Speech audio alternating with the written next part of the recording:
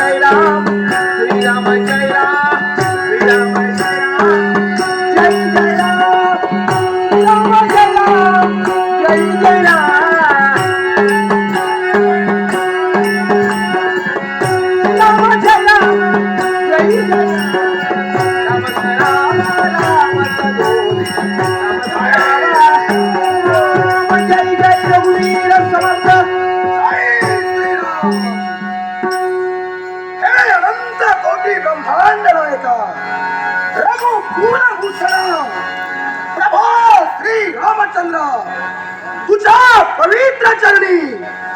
या सख्या हनुमंताचा साष्टांग प्रणिपात भगवान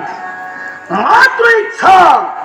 आणि पितृवचनाच्या पूर्ततेसाठी राज वैभवाचा त्याग केलास वनवासाचा मार्ग बंधलास आणि याच वनवासात माझ्या मातेने म्हटल्याप्रमाणे पंपा ताराच्या ठाई तुझी माझी भेट झाली तुझ्या चरणाचा वास हा सखा हनुमंत झाला देवा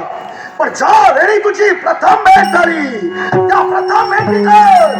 अस्ताव्यस्त विमग्नाशा स्थितीत तुम्हाला आढळलास देवा विचारिका हे उद्गार माझ्या मुखातून बाहेर पडतात देवा तुझ्या मुखातील उद्गार हे सख्या कुणीतरी सीताचा चौर्य कर्म केले सीता माईचा चौर्य कर्म शब्द ऐकले तर मनाची आज्ञा चरणाचे धुलीकर मस्तकी चर्चित करून समुद्र उद्धार केलं त्या लंकाधीश रावणानं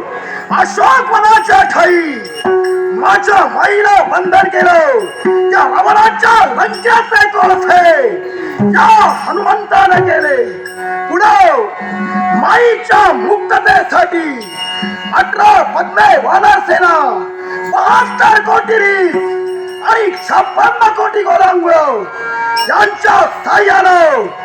लंका दीपावर आक्रमण केलं राम रावण झालेल्या युद्धात माझ्या प्रभूनं रावणाचा शेवट केला सीता माईची मुक्तता झाली राम राज्याला सुरुवात झाली पाहता पाहता त्रेतायुग संपण्याचा काळ समीप आला त्रेतायुगाच्या अंती राघवा तू जन्मी गेलास पण मला दिलेलं वचन हे भक्त सख्या हनुमंता या 7व्या अवतारी तुम्हाला सहाय्य केलं आणि म्हणूनच पुढे येणाऱ्या प्रत्येक युगात हा तुझा देव तुला दर्शन देणार द्वापार युगात गोपाल कृष्ण म्हणून नटलास पण तेही युग माग पडलं आणि प्रारंभ झालाय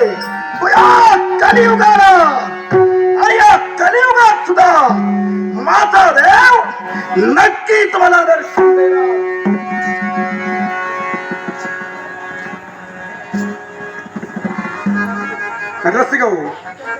राजा सागर फूड हाऊस